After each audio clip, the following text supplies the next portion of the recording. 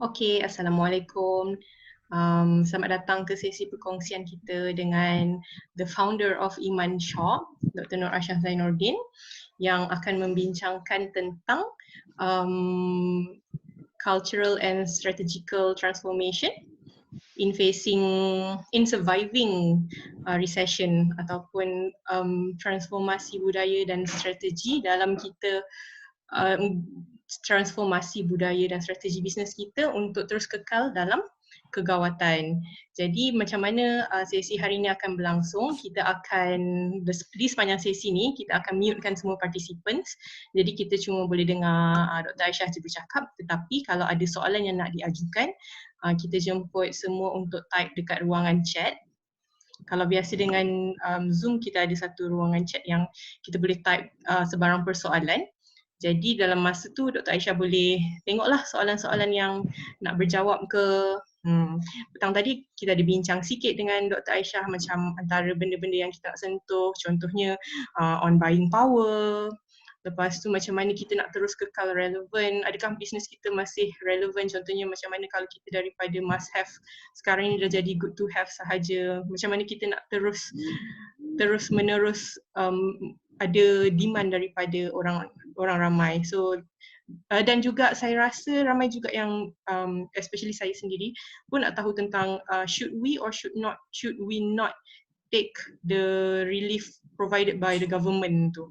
Is it a wise idea to take up loan during this period for sustainability?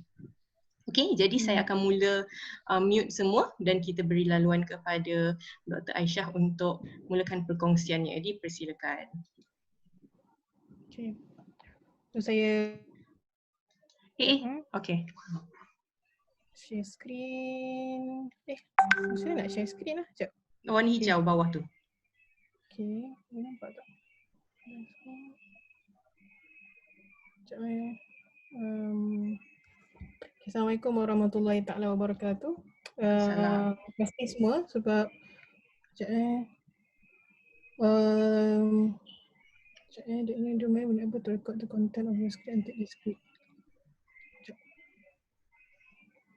Saya leave meeting kejap sebab saya nak share dia privacy punya benda. So nanti saya Okay. Yang lain-lain sekejap. Kalau yang lain-lain sementara tu ada soalan yang kita nak kumpulkan yang mana Dr. Aisyah boleh jawab kemudian ke, boleh juga ajukan sekarang, ataupun bukanlah soalan apa-apa confusion ke benda yang kita nak tahulah untuk dikongsikan sekejap lagi pun boleh dikongsikan sekarang.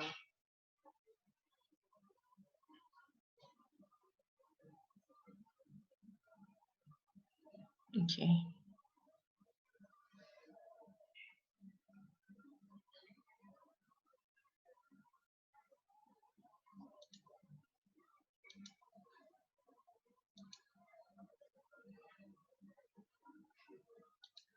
boleh macam saya ada.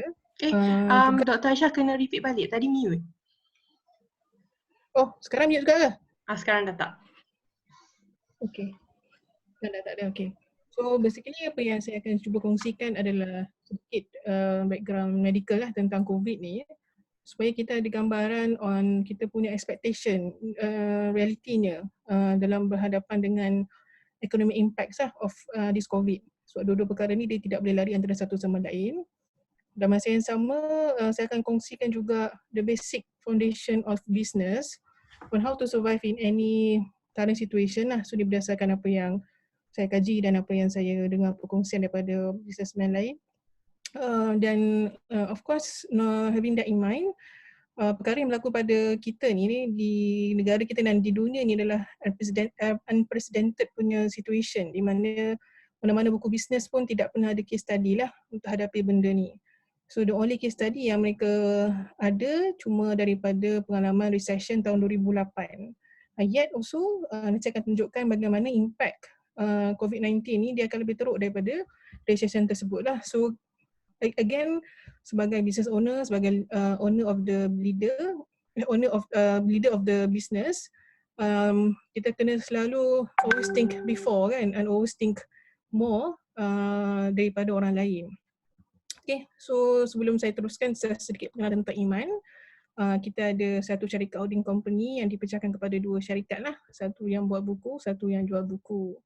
So secara seriusnya saya betul-betul terlibat dengan Iman ni pada tahun akhir 2017 di mana kita wujudkan Iman Media.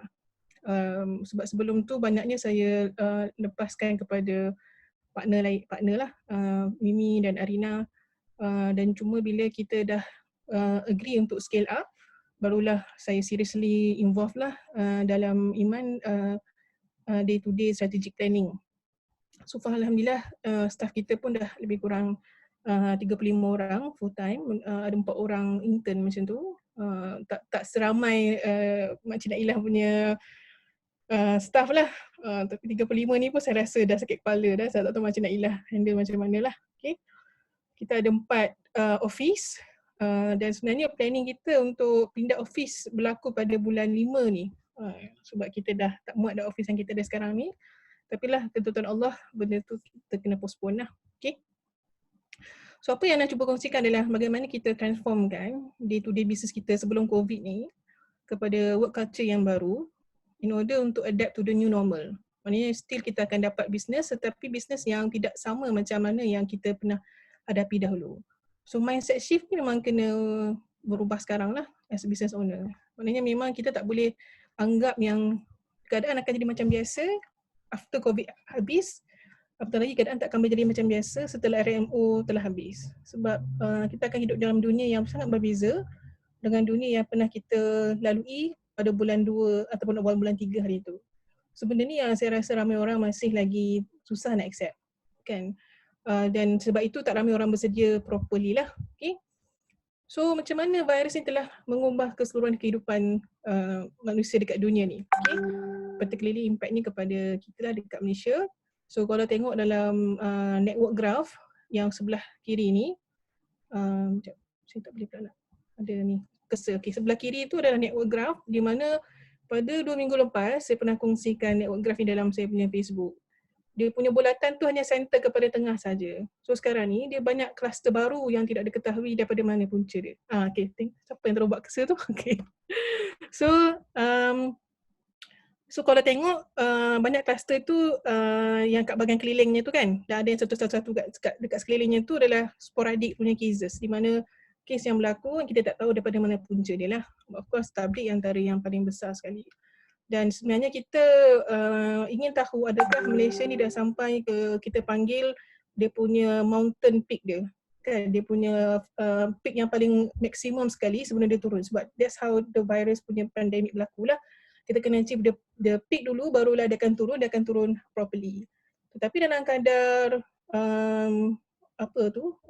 test yang yang belum lagi optimum, maknanya kita target by bulan ini rasanya saya tak ingat number saya berapa, tetapi sepatutnya semakin banyak dan ramai lagi lah orang yang akan di-screen. Kalau dulu 1,000 orang satu hari, tapi sekarang dia orang naikkan sampai 3,000.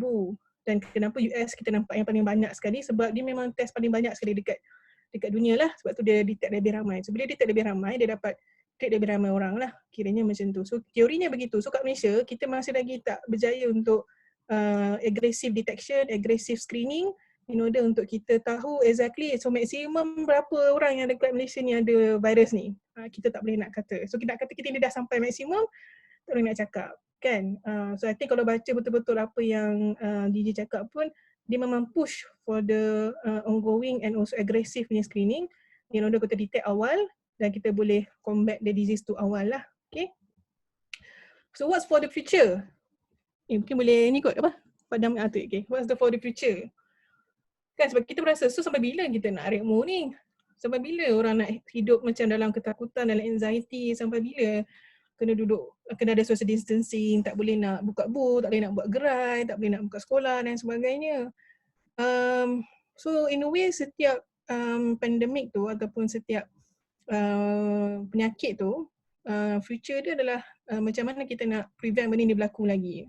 So macam Ebola dia tak ada vaksin juga, macam SARS sebelum ni tak ada vaksin juga. Tapi Haemophilus influenza, pneumococcal ada dia punya vaksin. Yang ini yang macam virus yang pernah yang biasa berlaku dekat dunia ni lah, Haemophilus influenza. So biasanya influenza ni dia tak sedahsyat yang COVID. COVID ni dia boleh jangkit 3 orang. Haemophilus influenza boleh jangkit seorang macam tu. Dan of course dia ada vaksin, so memang kita nampak dia punya penyebaran dia tu tidak sebesar dan sedahsyat COVID ni lah. So disebabkan COVID ni sangat infectious, so the way untuk prevent dia punya outbreak lagi sekali adalah dengan adanya vaksin. So ini yang tengah diusahakan oleh Bill Gates. Dia nak buat 7 factory dalam masa yang sama in order untuk test 7 vaksin ni. So again lah, kalau wujud pun vaksin tu mungkin lagi setahun dah boleh dapat kat Malaysia. Of course orang akan hantar dekat negara barat dahulu dan sebagainya, so kita dapat. So apa future kita kan? So this uncertainty ni merisaukan, menyebabkan kita pun keresahan, tak tahu nak plan macam mana dan sebagainya lah. So apa yang berlaku pada ekonomi pun begitu juga. Okay. Bila adanya perintah berkurung, bila adanya quarantine, tak boleh travel, tak boleh nak gerak ke mana-mana. So apa yang berlaku adalah disrupted supply chain. So dekat sini yang banyak orang akan terkesan. Walaupun ramai kat sini mungkin yang bisnes dia business education, tetapi orang yang membayarnya adalah ibu bapa yang bekerja yang akan affected by supply chain ni lah. Kan bila factory close, lepas tu hanya essential services saja. Kalau jual makan pun, kalau katakan dia ambil stok ikan dia dekat katakan Ipoh, kan ni biasanya Chinese lah, dia orang akan dapat stok ayam dia dekat mana, kat Johor, kan tak boleh cross kan, so close dia punya business. So macam Ayu kan dapat stok dekat Indonesia kan, so benda-benda macam itulah yang akan mengganggu supply chain kita, menyebabkan demand pun turun kan. Apatah lagi yang berlaku pada business dengan tourism travel. Dan kalau macam katakan RMO ni berterusan lagi, akan disrupt betul-betul lah education and entertainment service yang macam mana Makcik Nailah dan mungkin Izzah pun hadapi benda yang sama jugalah. So sampai bila kita nak risau, sampai bila yang kita nak bersedia perkara ni. Okay. So dari sudut prediction pula, ekonomi Malaysia akan jatuh lebih kurang minus 2%. So apa maksudnya kepada benda ni? Maksudnya adalah dulu GDP kita banyaknya distimulate oleh pembelanjaan dalam negara, di mana government dia akan spend banyak dalam ekonomi, dalam projek mega. Maksudnya macam MRT, macam LRT. So benda tu akan stimulate pekerjaan, akan stimulate orang berbelanja, dan akhirnya berbelanja tu pergi pada SME dan SME tetap berkembang dan chain dia macam tu lah. So bila GDP menurun, dianggarkan bahawa kerajaan pun tidak akanlah invest kepada projek-projek mega tersebut, menyebabkan tidak adanya peluang pekerjaan, akan lebih banyak kurang di pendapatan, akan kurang orang berbelanja, menyebabkan akhirnya SME akan affected, dan kita lah yang akan affected di mana kuasa membeli itu kurang. Okay. Ini yang saya sebutkan tadi lah. On the left side adalah apabila financial crisis pada 2008, nampak tak yang curve warna grey tu, dia takkan sedahsyat pada senario pertama dengan senario kedua. Senario pertama ni adalah kalau betul-betul GDP kita minus 2 lah, maknanya betul-betul impact. Okay. Tapi dia akan naik balik pada awal 2021. Ni prediction-nya. Menandakan bahawa kalau macam dari sudut health, banyaknya akan menjangkakan mungkin 3 ke 6 bulan. Maknanya virus ni boleh di-contain dan virus akan sembuh, dan mungkin akan ada few people yang still affected baiklah. Kalau dari sudut ekonomi, dia ambil prediction tu, kita punya ekonomi akan disrupted sampai hujung tahun ni, Disember 2020. Means that we have to be strong, we have to be prepared for the next 8 months. Dulu saya ingatkan 3 bulan je atau tak. Bila baca-baca, actually semua orang prepare for end of December 2020, dan having in mind yang semua akan balik pada normal pada early of January 2021 lah. So that's why kita punya mood sekarang adalah mood survival. Saya sebut dekat staff saya juga, kita sekarang ni dah tak kepada growth dan tak boleh scale up dah. Kita nak survive je, make sure semua orang ada gaji, semua orang ada kerja sampai hujung tahun, dan sebelum kita start balik kita punya cycle kita punya business lah lebih kurang. on the right side ni lebih kepada bagaimana kerajaan kita cuba untuk adanya buffer yang cukup in order untuk bank serap kerugian yang terhasil daripada kegagalan pembayaran jika adanya loan-loan yang diambil oleh SME lah. Kan kalau dulu tahun 2008, diorang hanya prepare 39 bilion saja sebagai cushion, buffer dipanggil. So kalau katakan orang tak boleh bayar, maksudnya bank negara adalah 39 bilion punya reserve. Sekarang ni lagi besar, 1 billion. So nak katanya BNM kita ni sangat bagus lah in terms of menjaga duit. So whatever happens in our country, walaupun ada recession, but are we gonna go to bankrupt? InsyaAllah they will make sure tak bankrupt lah. Maknanya kita still, walaupun mungkin ada yang tak ada pekerjaan, mungkin kita punya business akan loss sikit, tetapi nak kata negara tu jatuh dan runtuh tu, insyaAllah kita berharap tak berlaku macam tu lah. Sebab tu saya ambil quote daripada Jalil Rashid ni, dia ni adalah CEO PNB kan, Pemodalan Nasional Berhad. Dia cakap GLC today are in much stronger financial position than waktu 1997. Yang challenges today are SMEs kan. All of them unlisted but struggling cash flow wise. So kenalah dia kata, sebab tu kena sacrifice short term profit through things like rental waiver to keep the economy going. So that's why dia orang tengah buat sekarang lah kiranya. So the way kita rasa kita ni SME yang kecil, tetapi insyaAllah maksudnya semua orang pun memahami yang kita menyumbang kepada ekonomi yang besar dan kerajaan akan cuba membantu sebagaimana yang boleh, walaupun akhirnya kita pun kena bantu diri kita lah, lebih kurang macam tu Sebab tu kalau tengok betul-betul tentang government stimulus package, prihatin economic package, untuk Iman nampak macam tak ada satu pun yang boleh kami pakai lah, kecuali part yang boleh postpone pembayaran elektrik ataupun ada subsidi kan, pembayaran elektrik, pembayaran air dan sebagainya. But kalau daripada Izzah punya survey, ada lebih kurang 80% daripada jumlah survey itu mengatakan bahawa memang income company less than 50% lah since January 2020. So itu boleh ambil monetarium daripada economic package ni lah, dan saya sarankan ambil yang ni. So ini tak perlukan apa-apa. So ensure accountant masing-masing ataupun kalau yang finance tu dijaga oleh you guys sendiri, you guys have to ensure yang you guys layak lah untuk dapat benda ni lah. Untuk ni. Betul juga government stimulus package ni panjang, sebab tu saya tak share kat sini. Dalam tu banyak sebenarnya ada yang bentuk pinjaman dan ada yang berbentuk grant. You guys have to tengok betul-betul kelayakan untuk apply benda tu kiranya. So tadi ada yang tanya saya, tadi Izzah tanya kan, perlu ke ambil government loan, perlu ke ambil bank loan untuk tahap ni. Nanti saya akan sebut bila tiba masanya, sebab bila kita nak buat apa-apa pinjaman kepada orang, kita kena realize our own situation and know how to get back to normal in order to pay them back lah. Tak boleh buat sekadar sebab kita nak survive, nak sekadar ada duit, sebab benda tu akan hit kita punya business lah. So saya ambil artikel daripada Nadia Jalil ni. Dia seorang ekonomis dan dia banyak cerita tentang SME ni lah. So dia pun cakap ada 60% daripada Malaysia workers ni datang daripada SME, dan ini yang akan berlaku pada kita, impactnya boleh besar pada kita lah kiranya. Okay. Disebut kat sini, walaupun adanya loan moratorium ataupun soft loan, it would be impossible to sustain themselves for the remainder of the year. So dia mungkin akan boleh survive for bulan April ni ataupun bulan Mei, that's maximum.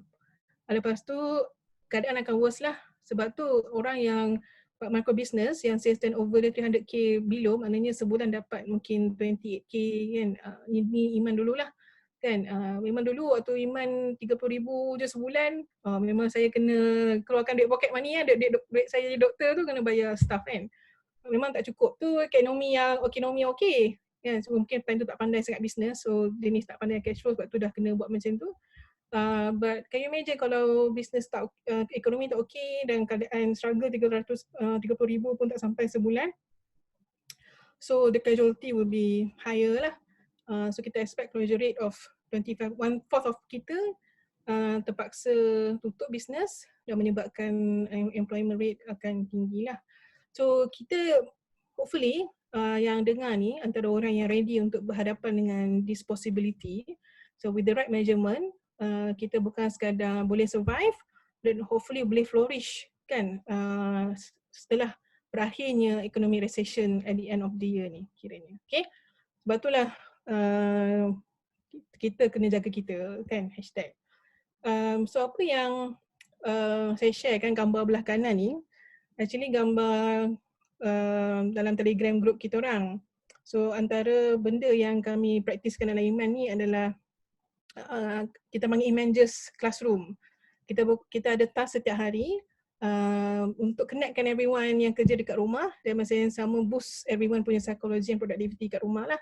So sebelah kanan ni gambar-gambar task diorang. Task diorang adalah untuk pergi menghadap keluar dan ambil gambar yang fresh air lah yang boleh menghappykan diorang. So inilah gambar-gambar yang ada lah. So in a way for me dalam keadaan kita sekarang ni kita lah yang boleh jaga diri kita lah. So staff jaga diri sama staff, businessman kena jaga sesama businessman. Sebab tu kena reach out, sebab tu I think bagus Izzah buat session ni supaya kita boleh berkongsi dan memberi semangat untuk each other because we expected things will be rough, things will be difficult and everyone needs to not just protect themselves kan, tapi kena membantu orang lain juga untuk survive dalam fasa yang mencabar ni lah kiranya. That's why I come out dengan 7 C's. So as time goes by, most of you akan fokus kepada 4 yang pertama je. Sebab itu naturally kita dengar ceramah kan. So yang 3 tu akan orang kata akan terlupa ke tak ingat ke apa. So I will try to ensure yang these 7 point ni akan disentuh in order untuk kita dapat sesuatu yang akhirnya komprehensif lah by end of the session today kan. Sebab semua ni berkaitan antara satu sama lain. Okay. So antara benda yang paling pertama adalah mindset business leader ni. So as business leader, kita semua dekat sini, benda yang menentukan kejayaan bisnes kita adalah mindset kita. Itu yang saya pegang. Okay. Sebab bila kita ada mindset yang betul, maknanya kenapa kita buat sekolah, kenapa kita buat bisnes. Macam saya kan, saya selalu tanya kalau masalah timbul ke Iman dia, kenapalah aku susah-susah nak buat bisnes ni kan. Jadilah doktor kan, tak payah fikir tolong orang kat hospital cukup lah kan.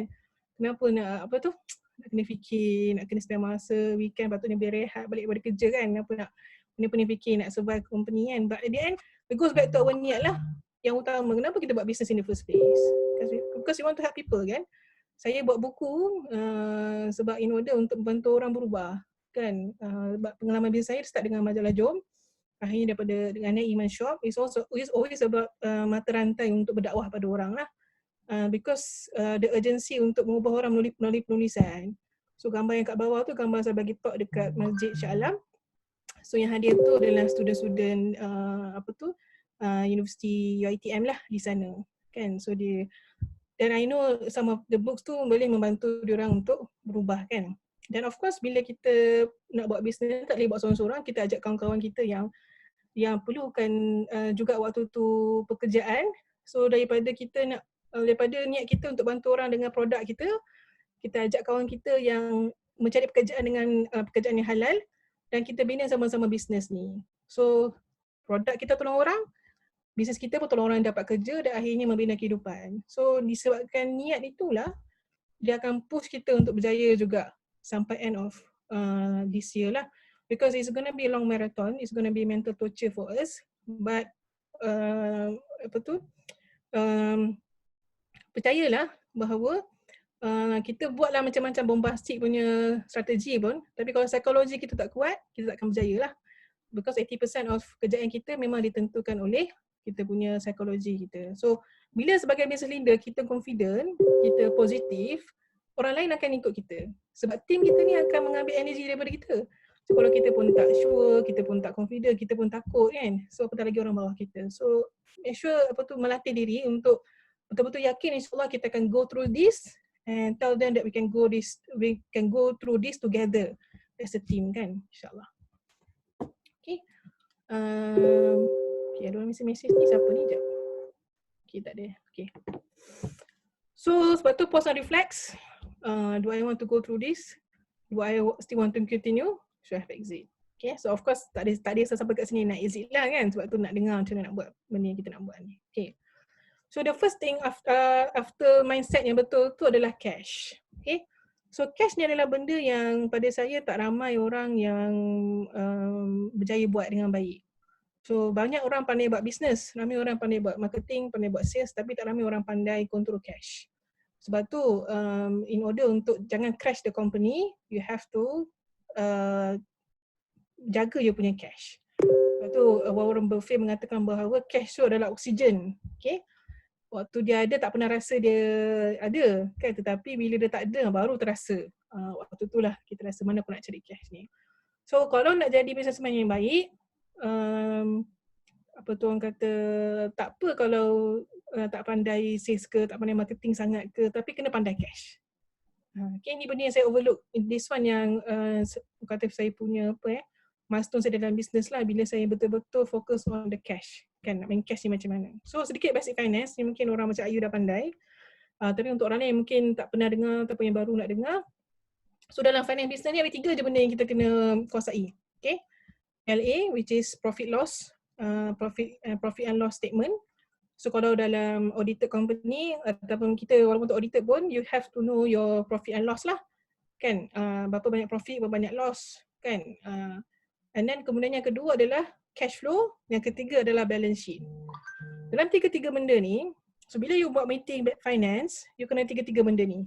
Okay, you tengok PLA. PLA ni basically adalah paper je. Dia tak actually menunjukkan keadaan bisnes kita yang sebenar. Dia just menunjukkan yang kalau kita buat bisnes campaign ke atau satu bisnes unit ni, untung ke tak dengan expenses kita, dengan income yang kita dapat daripada bisnes unit itulah. Tetapi the real of business adalah cash flow. Banyak cash yang kita ada. Sebab tu penting, banyak bisnes yang sekarang ni lah yang ikut saya punya experience yang ada sekarang,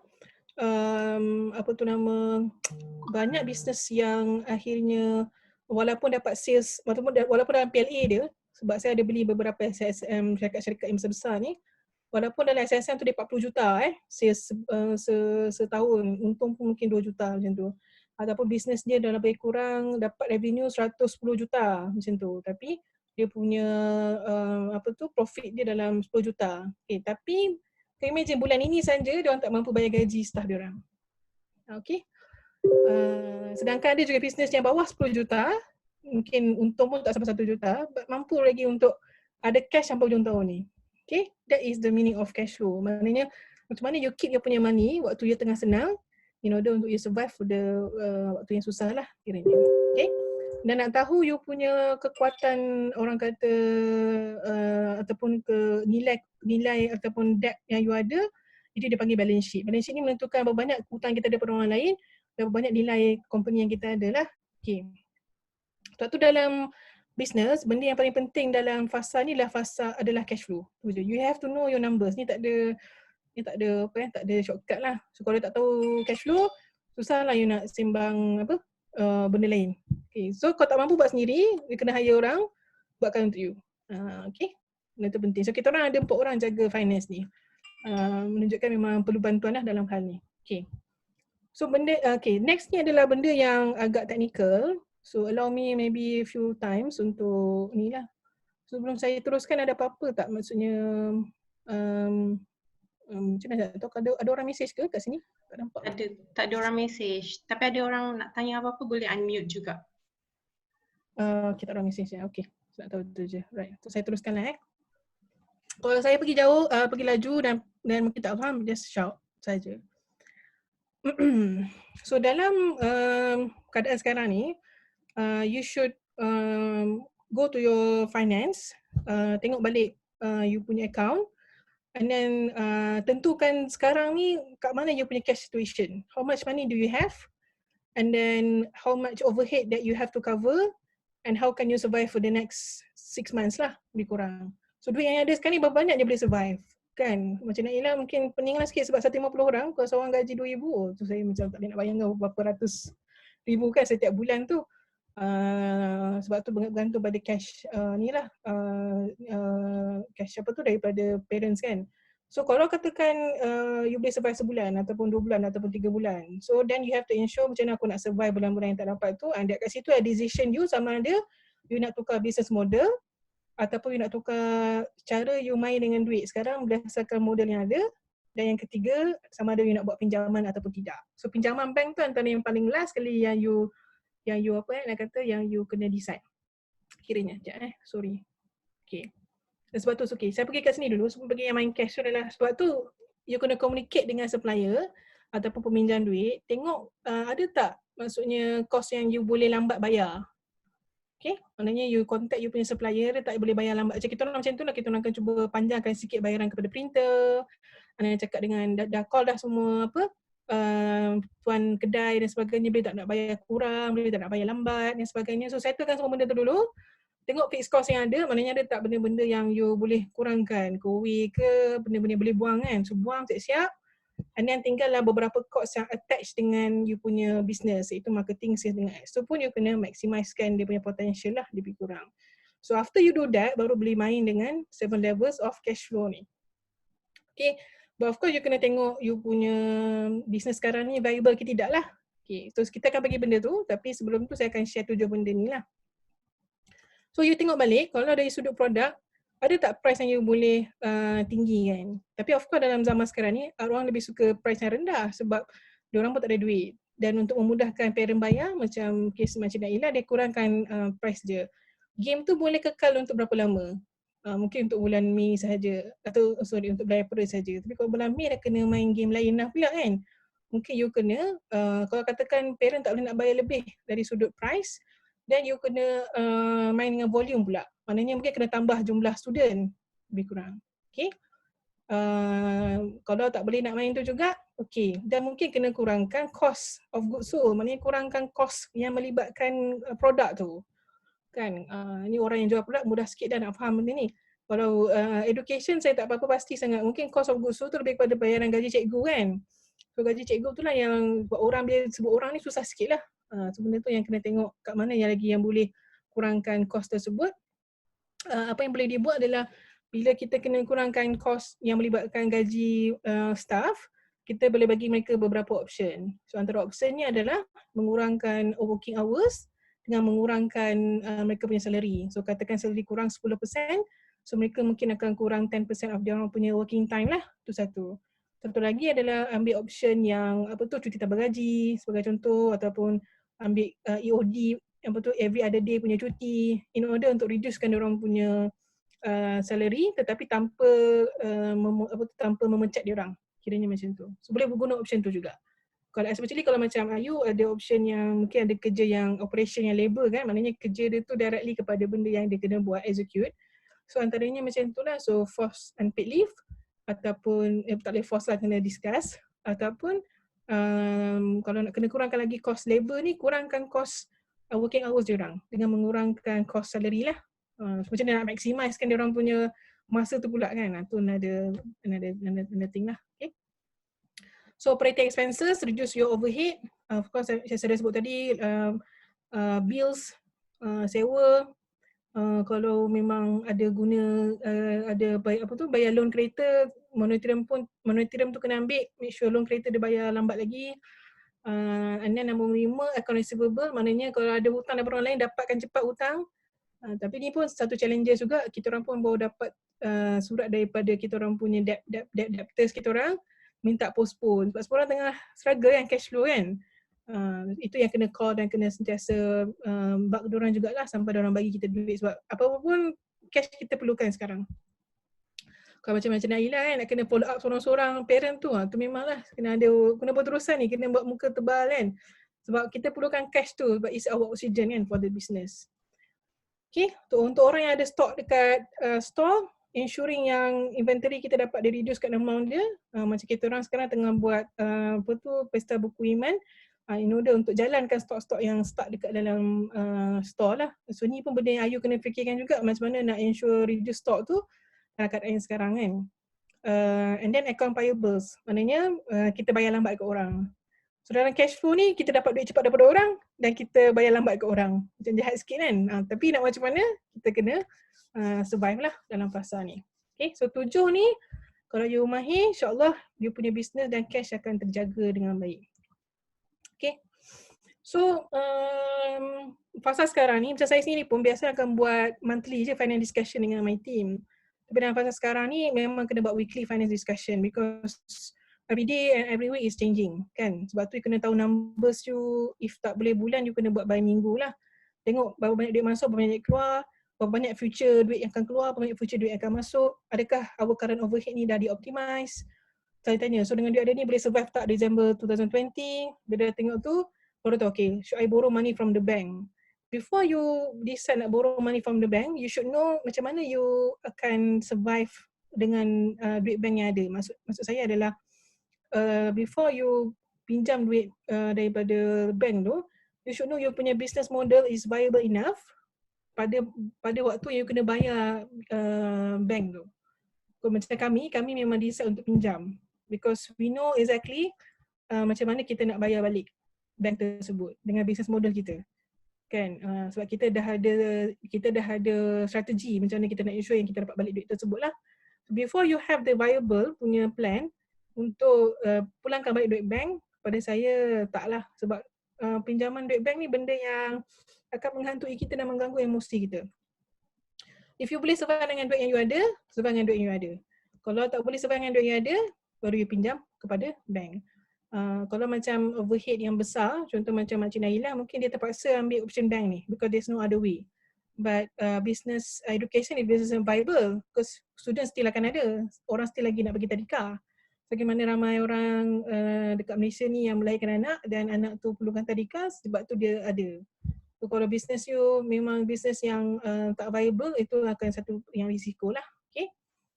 Okay, dan tengok business unit mana yang making loss. Contoh ni mungkin sesuai kalau dalam konteks Iman ni kita ada production yang kita nampak dia making loss. Contohnya mungkin genre novel kan.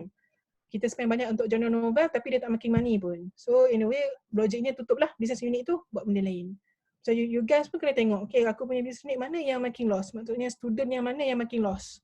Kelas yang mana yang tak making money contoh. Dan mungkin kita kena buang that kind of unit lah. Sebab tu kena tengok what area bleeds the company dan kita kena kurangkan bleeding kat situ. And then selalu tengok balik adakah duit yang income yang kita ada sekarang ni boleh survive tak nak bayar gaji orang. Sebab gaji people kita biasanya adalah 20% of income. So adakah income yang kita ada ni, katakan 100,000 ni, betul ke gaji 20,000? Tak kan, gaji banyak ni. So tak boleh survive. So macam mana you nak macam maneuver benda tu. Sebab tu lah kena ada weekly finance discussion. Dan yang ini yang memang you je yang boleh tahu you punya situation dalam company lah. Dan you yang tahu macam mana nak decide what's the best kan. So yang paling yang at the end you should ask yourself kena exit ke company ni ataupun boleh teruskan. So exit company ni benda yang pahit lah untuk kita semua sebab kita nak survive kan. But jangan risau. Sometimes the hardest decision is the right decision. Macam saya bila saya exit majalah Jom kan, lepas tu saya ada beberapa bisnes yang saya exit. I never been so glad lah that I exited the company. Sampai saya betul-betul boleh buat benda yang mendatangkan income yang dan juga manfaat yang lebih besar lah, kiranya macam tu. Okay. So projected scenarios, kita lihat lepas PKP ni adalah, okay, some of us mungkin back to normal, mungkin dapat projected sales 100%. So and then mungkin ada yang dapat 70% of the sales. So bila kita tengok mungkin kita punya sales 70%, which is dalam situation Iman, memang kita expect kita punya sales projection akan ada 70% sahaja from our projection. So dan waktu kita orang dah cut cost dah. Last 2 weeks kita dah discuss, memang kita cut dan kita pun dah bagi tahu staff, kita akan cut a few diorang punya allowance, akan ada basic salary sahaja. Dan kita beritahu lah cuti pun kena postpone semua tu, semua orang clear, semua orang jelas dan insyaAllah kita akan go with this lah. So kalau katakan projection sales 50% dan yang kita plan, especially kalau katakan sales memang sekarang ni pun dah jatuh 50% dah. So you have to rethink about business model. You have to think, you have to start and think, betul ke aku buat ni? Betul ke bisnes aku kena buat ni? Aku kena tukar cara aku buat bisnes ni. Okay? So kalau katakan memang projected sales 30%, exit lah. Sebab memang you tak boleh bayar. Kalau katakan sales 30% je for the next 2-3 months, you tak boleh survive pun in reality. You hanya boleh survive dengan duit daripada bank lah. So then kalau ambil daripada bank, you should be aware and should be kata mindfulness bila ambil duit bank ni, you know how to pay them back. Okay, sebab kalau tak tahu tu risiko dia tinggi. Sebab tu better untuk duduk dan mungkin kena ada mentor ataupun ada consultant yang memang tengok balik business model and then advise this is the right way untuk move forward lah kiranya. Okay. Okay. So saya dah pergi kepada mindset ataupun confidence, cash, communication. Now we go to customer atau market lah. Okay. Free to tanya insyaAllah. Kalau perlu saya ulang balik bagi tahu dan sebagainya, nanti saya akan keluar. Saya ada soalan Dia saya dah. siapa? Soalan saya dah dekat chat. Okay, macam mana nak tengok chat ni? Sekejap ni. Macam nak tengok chat sekejap. Tekan alternate hash. Alternate hash. Okay. Alternate hash.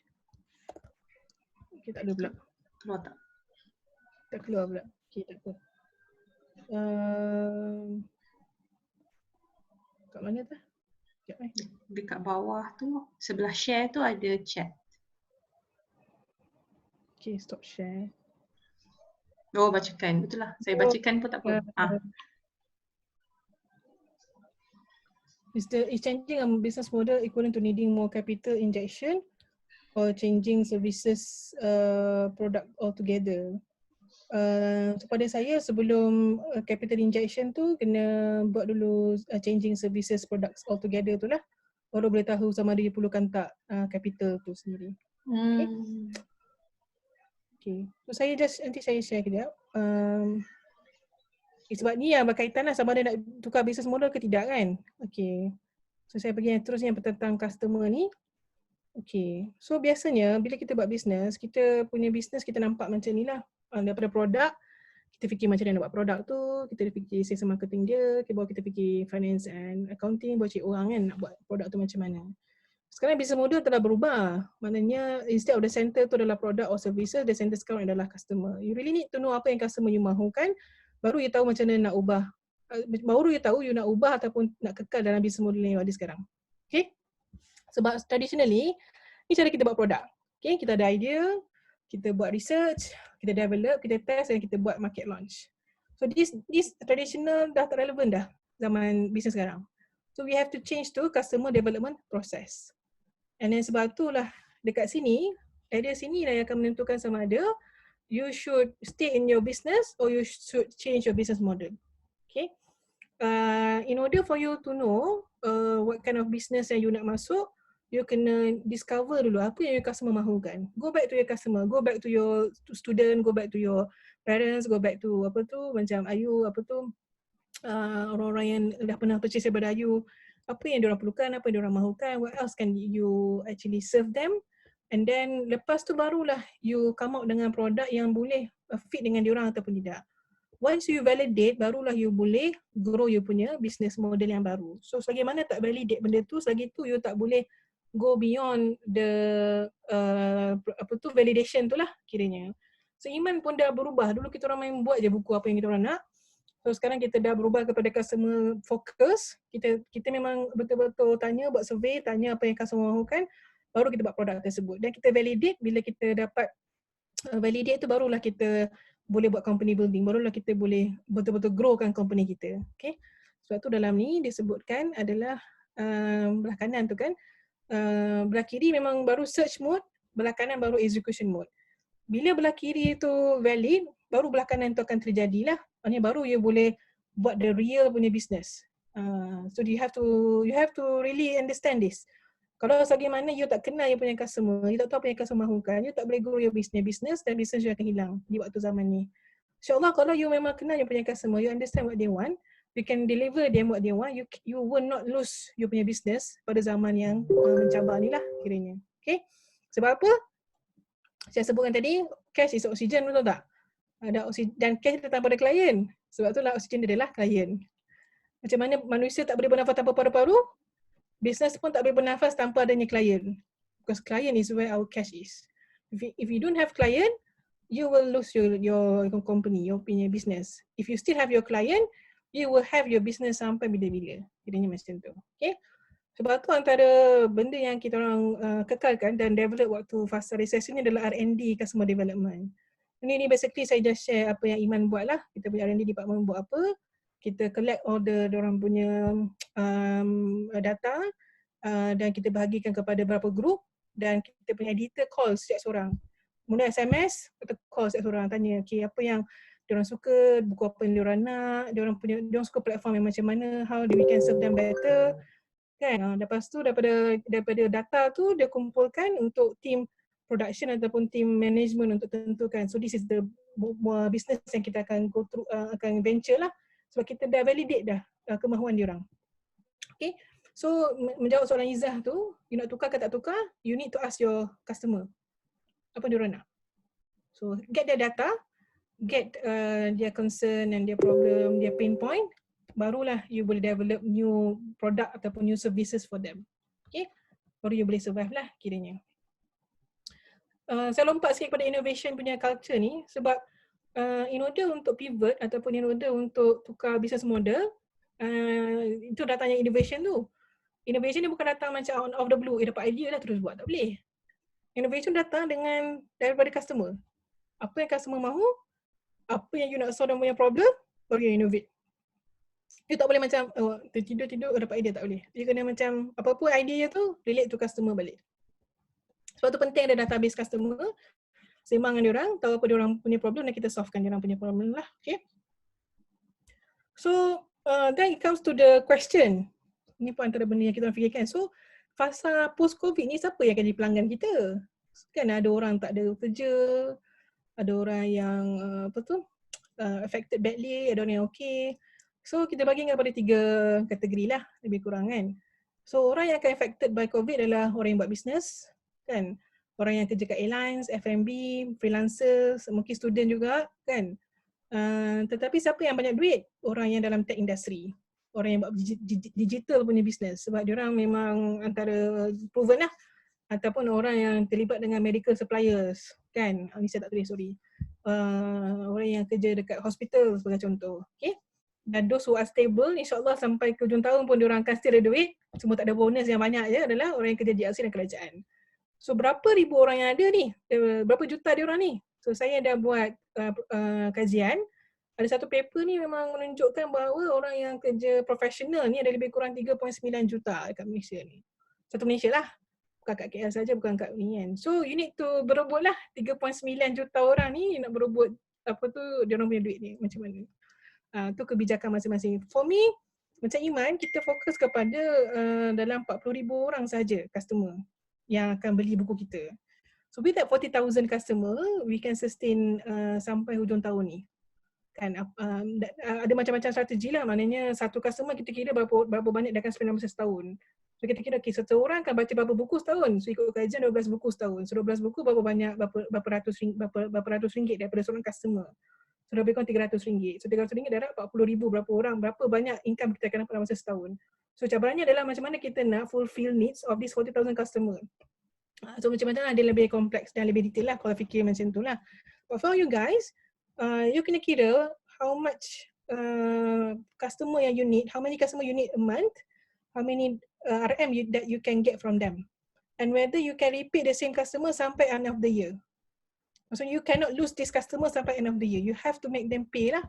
So kalau katakan bisnes tadi kan macam Cik Nailah katakan mungkin diorang tak ada nak bayar kan. So macam mana Cik Nailah kena figure out how to reach other people yang ada duit ni ataupun macam mana nak orang kata encourage yang current parents yang ada sekarang ni untuk spend more dalam tadika tu. Tak tahulah macam mana kan.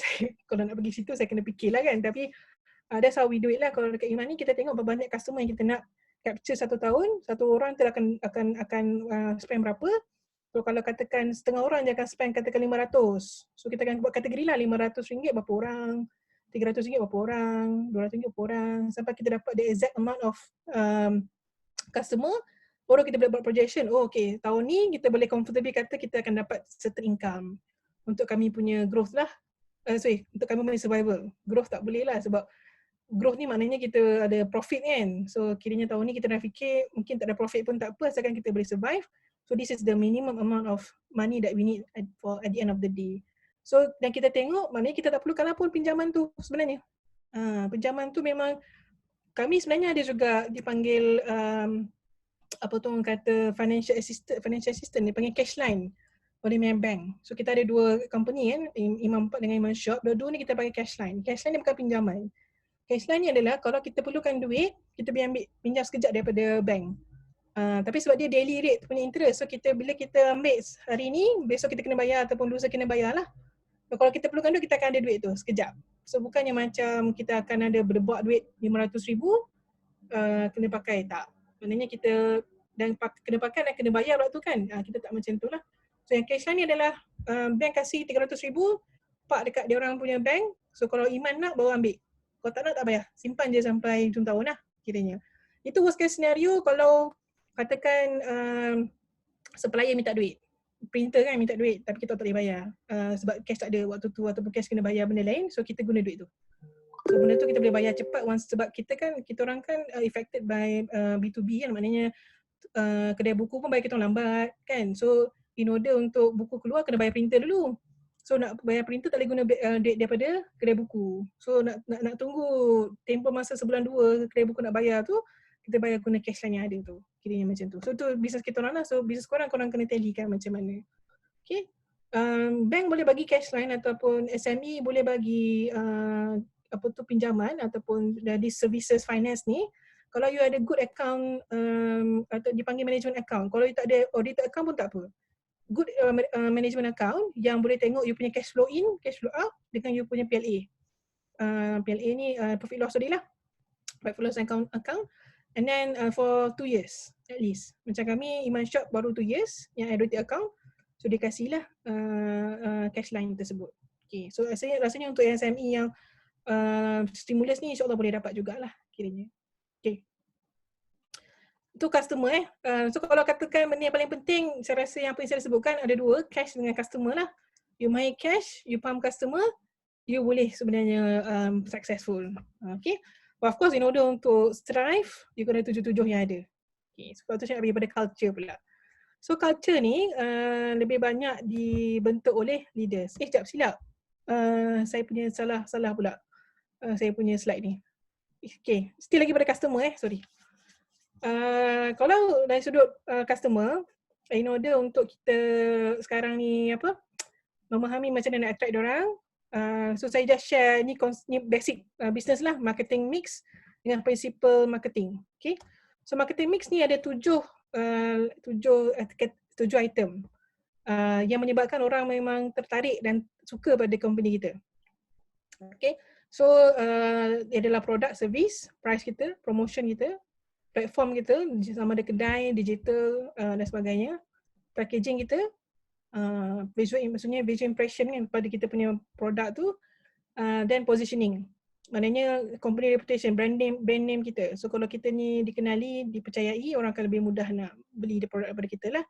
Dan of course cara kita interact dengan customer. Sebab akhirnya orang membeli daripada orang kan, bukan beli daripada company. Orang tak beli daripada Iman kan.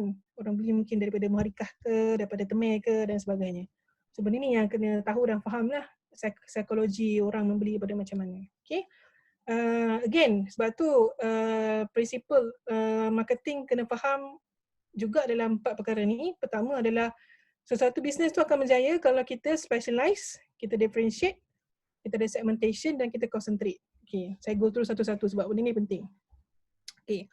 So kita akan outstanding daripada orang lain apabila kita punya service atau produk specialize. Maknanya kita ni bagus, kita ni cepat servis, murah dan sikit daripada orang lain, tak pasti kena murah betul-betul, dan kita masih ada superiority daripada competitors kita. Cantik ke, engaging ke, kan, berkualiti ke kita punya servis kan. Okay. Dan yang kedua adalah differentiation. Become the only choice of product.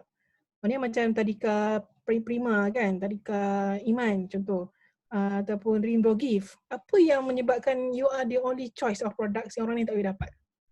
Maknanya dalam keadaan susah macam ni sekarang pun, orang akan pergi juga you punya beli juga produk kita atau beli servis kita. So benda tu yang kena figure out. If you are sama macam orang lain, susahlah. You akan jadi macam orang lain dan kita susah nak capture market yang kita nak tu. Okay. Yang ketiga adalah segmentation. Maknanya betul-betul faham macam kita orang memang betul-betul tengok customer segment kita orang siapa dari sudut umurnya, dari sudut gender dia, dari sudut ekonomi income dia, dari sudut background pekerjaan dia. Okay. Bukan itu saja, psikografi juga. Apa maksud psikografi ni? Apa dia orang nak, apa dia orang perlukan, apa dalam kepala otak dia orang, apa goal dia orang, apa dia orang punya feel, kan? Kenapa kena sekolahkan dekat sekolah iman ataupun sekolah prima? Sebab menyediakan konten agama, kan? Macam itulah lebih kurang. Kenapa kena beli kat Rim Dogi? Sorry lah nampak muka Ayu je kat depan ni. Kan? Mungkin sebab adanya nilai-nilai estetik Islamik dalam tu, contohlah, kan? Sebab nak bagi apa-apalah ataupun tahu yang telus, yang tahu memang takkan ada kerosakan. So benda-benda macam itulah yang nak kena faham apa yang menyebabkan orang nak beli daripada kita. Dan bila kita dah dapat tiga-tiga yang atas, barulah kita boleh concentrate on kita punya ideal customer. Ada customer kita tak perlu banyak, tetapi perlu enough. Okay?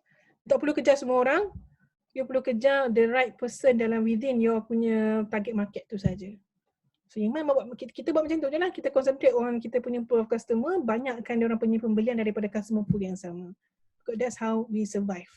Okay? Okay, nak bagi pada culture pula lah. Okay?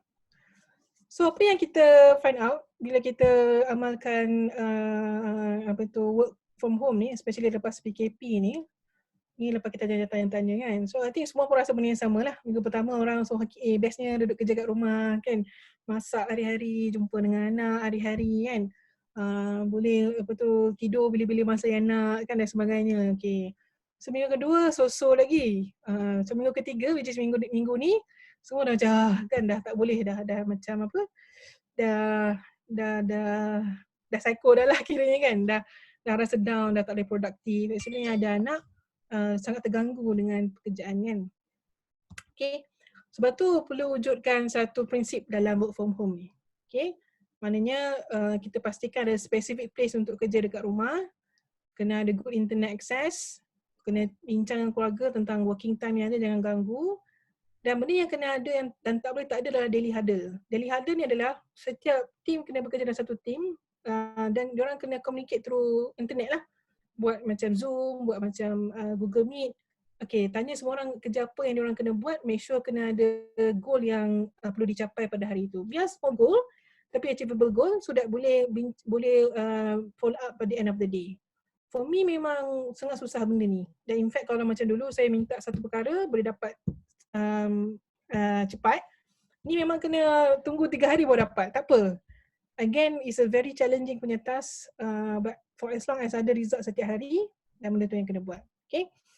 Dan bila kita ramai, contoh ni mungkin relevan untuk more than 30 people lah macam Encik Naila.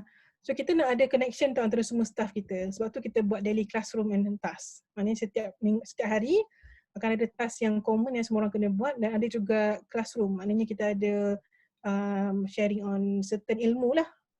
Baru-barunya macam mana nak guna Excel, tentang communication skills kan, akan datang on writing skills. So benda ni kena disusun oleh founder nak ajar apa, nak bagi task apa. Sebab penting benda ni supaya diorang rasa diorang develop diri diorang sepanjang WFH ni. Dan of course untuk psikologi diorang ada connection sesama sendirilah kiranya. Okay? Dan disebabkan oleh PKP ni, kita as business owner kita more stress sebab dapatkan sales susah kan. So kita akan push kita punya staff kita ke arah sales. So benda ni akan mempressurekan diorang. Okay? Akan buat orang rasa down, rasa macam tak boleh nak perform. Itulah kerja kat rumah susah. Lepas tu suruh I buat sale, macam mana nak buat sale dalam zaman-zaman PKP ni kan. That's why hence focus on customer. What does it mean by focus on customer adalah tak semestinya kita menjual, kita mengengagekan diri kita dengan mereka. So call customer, kan, balas diorang punya DM ke, balas diorang punya WhatsApp ke, kan. Sebab bila kita fokus on customer, sales akan datang. Benda ni susah kan. Macam mana nak fokus on customer? Tapi memang itulah hakikatnya. When you focus on customer, understand diorang punya worry, understand diorang punya fear, ask them what can we help them better, then the sale will come. InsyaAllah. Okay, tapi part sale datang tu macam mana, you kena fikirlah sebab diorang, but you find out kan daripada diorang apa diorang perlukan, then you have to serve them whatever that they need tu lah kiranya. Okay. So, leaders. That's why leaders have to be transparent, kena communicate dan kena reach out. So kami memang guna Basecamp dan juga Telegram. Macam saya personally, I make sure all the strategic planning by management, dia beritahu kita punya outcome kepada staff. So bila bercakap kan susah, so I have to write up. So kita tulislah apa yang kita punya planning sepanjang PKP ni. So benda ni kita memang update every 2 weeks sekarang ni. So kalau ada perubahan akan every week. But to make sure yang semua staff faham yang management actually thinking of something, kita leaders juga thinking of something and protecting dia punya interest. Sebab staff pun fear juga, staff pun risau. Kan gaji kena potong, diorang kena buang kerja. So we have to make them really motivated, really positive in order for them to bring money and bring customer to us. That's very important. Okay, and to elevate diorang punya, orang kata diorang punya confidence level as well, especially yang managers lah kiranya. Okay, hence sebab tu kena betul-betul cakap terus terang je, duit tak ada ke apa, tak apa, terus terang. Company struggle.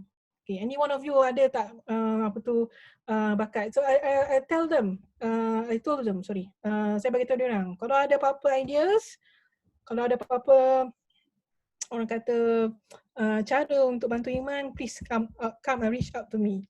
Kan? Direct terus dengan saya, tak perlu nak lalu managers ke apa kan. Okay? But of course, alhamdulillah kalau cakap Iman dia quite okay, so semua orang pun boleh je free nak bincang apa-apa. So that's why kita dapat a few innovation dan nampaknya banyak juga benda-benda yang berlaku dalam Iman ni adalah hasil daripada staff punya creativity sendiri. Okay, bukan daripada orang atas tapi diorang sendiri yang come up dengan benda tu. So leaders, as business leaders, kita semua kena betul-betul clear apa yang kita nak, transparent, communicate dan of course reach out dengan diorang lah kiranya. Okay. So remember, in moment of crisis, leaders are born. So the best quality of people will appear during crisis.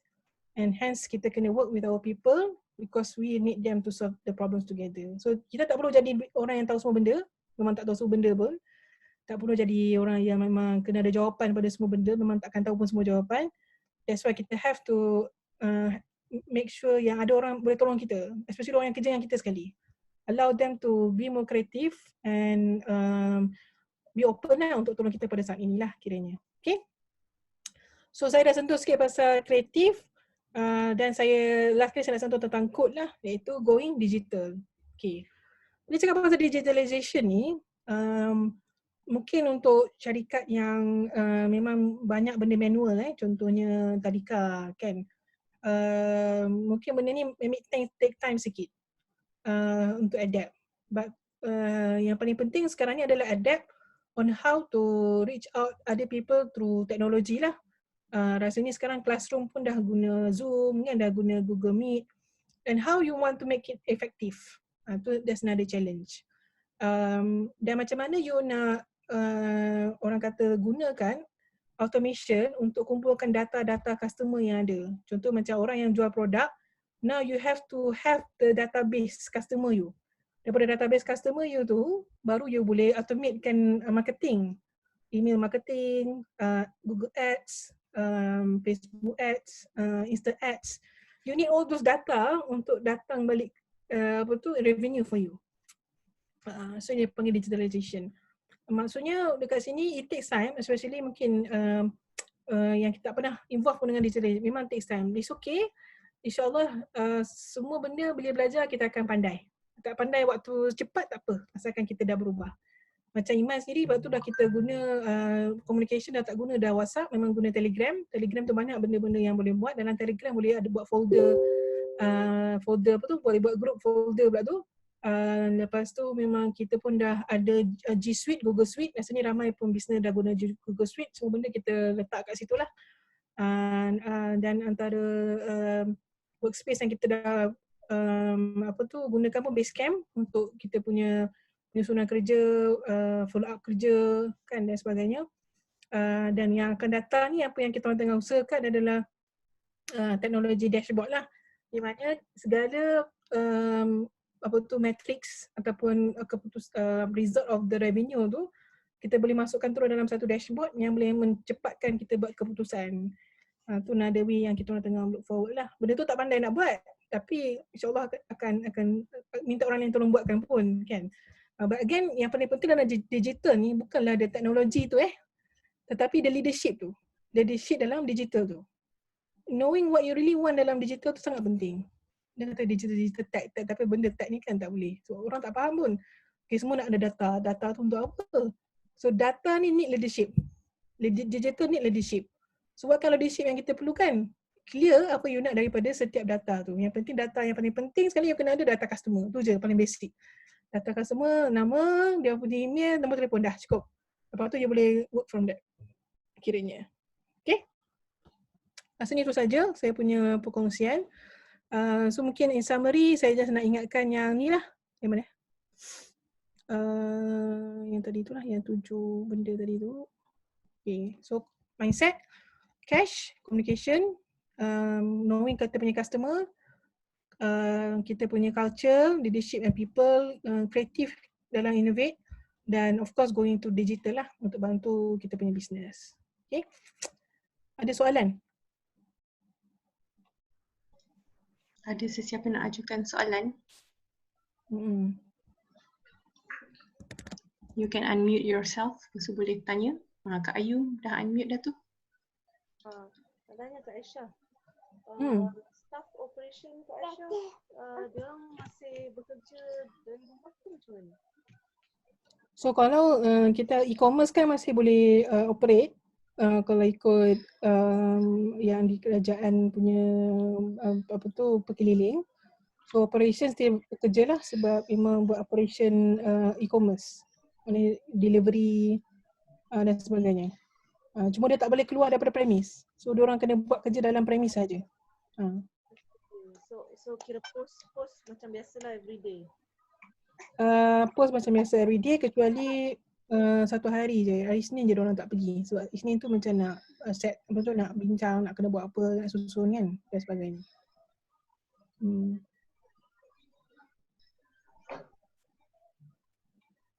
Sebab orang operation ni antara gaji yang paling rendah kan dalam syarikat. So we believe dia struggle the most lah. Banding dengan managers, banding dengan exec yang lain kan. Sebab tu operation ni antara department yang kita orang fokuskan jugalah how to make sure yang dia orang can still function dan diberikan gaji despite of dia orang tak buat kerja hakiki yang lain. So memang kita orang innovate juga job scope semua orang. Kiranya macam editor pun dah buat kerja marketing, lepas tu operation pun dah buat kerja data macam tu. So memang setiap orang dia berikan kerja yang di luar pekerjaan yang dia mohon tu lah, dan memang beritahu semua orang kalau you tak buat kerja ni maknanya benda tu akan impact lah company kan as a whole. Okay, soalan-soalan lain? Banyak silent listeners.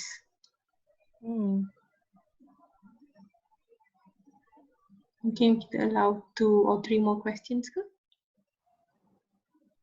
Encik Nailah macam nak bertanya? Tak tahu nak tanya apa, tapi really mind opening lah. Banyak, ada juga benda-benda yang disebut tu makcik buat, tetapi I do not have this true knowledge. Tahu tak? Jadi bila dapat ni sangat mengujakan lah, and rasa jalan ke depan tu nampak lebih terang, lebih jelas. Begitulah. Really appreciate lah having this sharing. Cuma dalam makcik ni rasa perlu sangat bantuan dari aspek macam data tadi, sebut tentang data kan. Customer data, sebenarnya makcik dah bercakap dengan siapa namanya akhawat ni dalam bahagian marketing, nama Allah lupa pula. Salwa. Okay. Just before PKP ni lah. Lepas tu dia sangat very tight. So just over the phone macam gitu je. So dia cadang macam pertengahan April ni lah, kalau macam boleh come and sit ataupun jumpa macam mana untuk bincang tentang marketing and juga customer. Macam this year kami ada this team customer service dan juga marketing ni team, tetapi macam tak tahu nak buat kerja. Ada orang tapi macam sebab mungkin kami belum ada KPI-nya kan, macam tu lah. So sangat terujalah tadi bila share about data, tapi tak tahu macam mana nak buat. Macam tu lah. So kena belajar lagi lah. Kalau ada cadangan-cadangan siapa yang boleh bimbing, welcome lah. Data ni data customer lah kan makcik, data parent lah kan, data Yelah, student tu tapi how you ask questions kan. betul. Data tu kita adalah macam kata tadi, nama, email, phone ada. Tapi what to do? Macam itulah. Betul. Macam tu lah. Biasanya apa yang kami buat makcik, kadang-kadang kita perlu, dulu saya macam jugalah, always think that the solution is out there. So, solution tu mesti daripada orang lain, mesti melalui consultant. But sebenarnya banyak solution datang daripada orang dalam kita sendiri, because our staff sometimes know better our customers. Cuma bila kita tanya diorang, macam kita tanya staff kita direct question, diorang akan come out dengan the right answer lah. Maksudnya sometimes bagus juga kalau boleh panggil the top leaders dalam company and then tanya diorang, so what should we do with this data, contoh. Simple macam tu pun tak apa. What can we maximize potential diorang. Of course sebelum panggil meeting tu kena baca-baca lah sikit. So alhamdulillah sebab dalam tim Iman ni syarat utama masuk Iman ni kena baca buku. Maksudnya kena ada minat baca buku lah. Ada juga yang tak minat.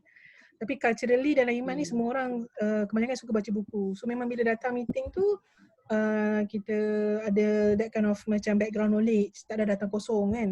So diorang pun jenis yang suka research, suka baca, suka find out. So bila datang meeting tu semua akan ada perspektif masing-masing lah kan. So sometimes that's so apa yang makcik perlu buat sekarang ni kalau in terms of marketing tu, marketing yang nak dibuat untuk tadika ni biasanya akan tarik new customer, new parents kan.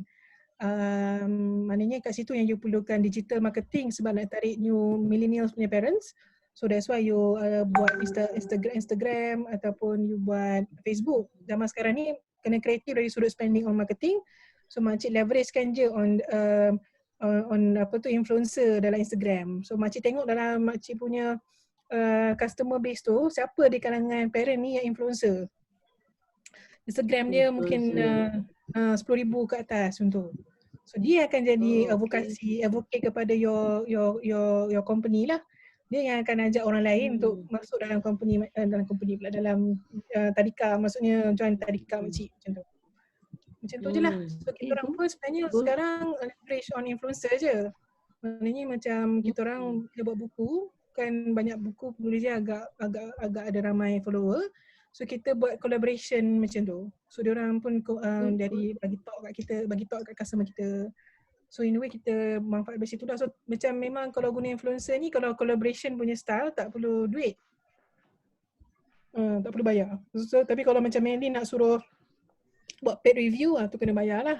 Bayar pun tak mahal, dalam 100-200 depending dengan diorang punya nilai lah.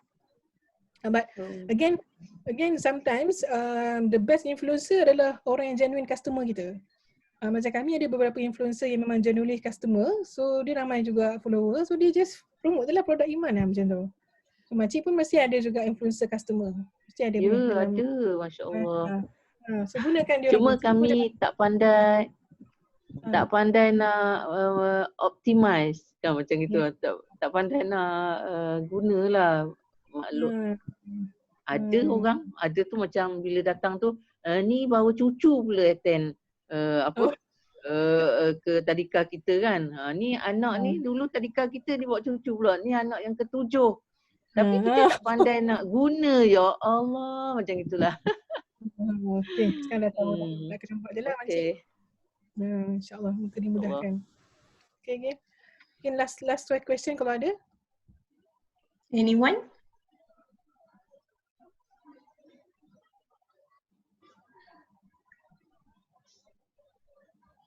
Rugi kalau tak ambil peluang bertanya. Kat chat ada tak? Oh ada. Ada. I know. Collaboration memang tak guna duit ya. Macam outsource, ada berapa murah, dapat macam outsource. So sebenarnya collaboration ni depending dengan siapa orang kita tanya tu lah. So kalau katakan collaboration ni in terms of dua-dua nak capture market antara satu sama lain, sometimes tak perlu pun sebenarnya. Macam kita orang buat macam talk yang kita orang buat dekat IG live kan, tu tak perlu pun bayar duit kiranya. Sebab kita nak memanfaatkan dia punya follower, dia pun nak manfaatkan dia punya follower, so kita collaborate kat situ.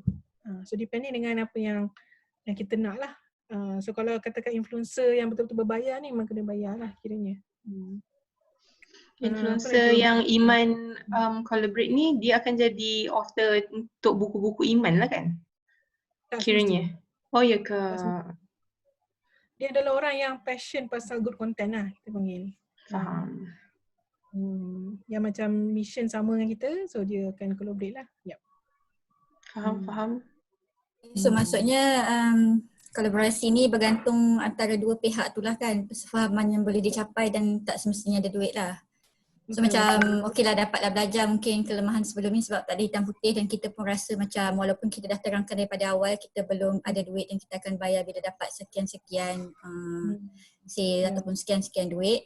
Tapi kita rasa macam bersalah bila macam seolah-olah kita tak dapat nak bayar dan benda tu pun kita cut awal lah supaya untuk mengelakkan benda-benda yang tak best di kemudian hari kan.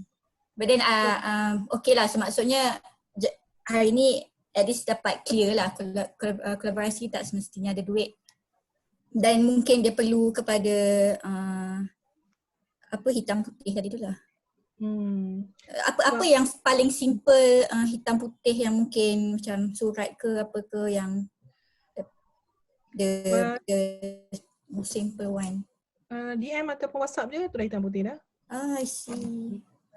Satu lagi macam sometimes we don't sell the money tau, we sell the ideas. Sometimes bila kita sell the ideas, people willing to help us with no payment. Lepas tu macam itu yang kita fokuskan lah, don't sell the product ataupun don't promise the money, but kita share the vision. So bila dah ada vision ni, baru orang macam sudi nak tolong lah. Okay, terima kasih juga Suhaib. Siapa lagi? NAAJ. Siapa NAAJ? Tak sure. Okay, itu sajalah kot. InsyaAllah. Izzah mungkin boleh conclude. Okay, terima kasih banyak-banyak. Sebenarnya saya nak belajar sebab tu saya proposekan sesi perkongsian ni. Jadi, actually most of us kita tak dapat gambaran apa yang akan jadi next. Especially macam Kak Aisyah sendiri cakap, apa yang terjadi sekarang ni unprecedented kan. Dan perkongsian malam ni sedikit sebanyak bagi gambaran apa yang kita perlu buat seterusnya.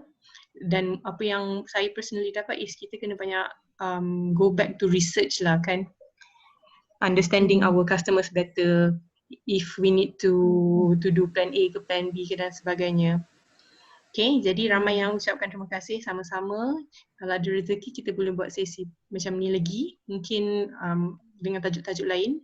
Jadi if anyone ada suggestion untuk cadangan tajuk yang ingin dikongsikan, kita nak chat kongsi kat mana, sama ada kat grup Movie Nita ataupun grup Ikhwah Akhwat ya? Dekat Facebook tu. Ada ke grup Ikhwah Akhwat? Saya pun tak tahu. Ada yang bagi tahu dapat maklumat pasal ni dekat dalam grup tu. Okay. Dan saya bagi kat situ ada grup Akhwat. Tak apalah, boleh reach out to me ataupun sesiapa je, kita akan cuba organize benda macam ni lagi. So sebagai usahawan kita ni tak ada sesiapa nak bergantung, we have to depend on each other. That is why sessions macam ni to me is very fruitful lah. Okay, sama-sama semua. Jadi terima kasih kerana meluangkan masa malam ni. Ada apa-apa ke lagi? Tak ada ya? Jadi kita tamatkan sesi ni. Assalamualaikum. Salam. Salam.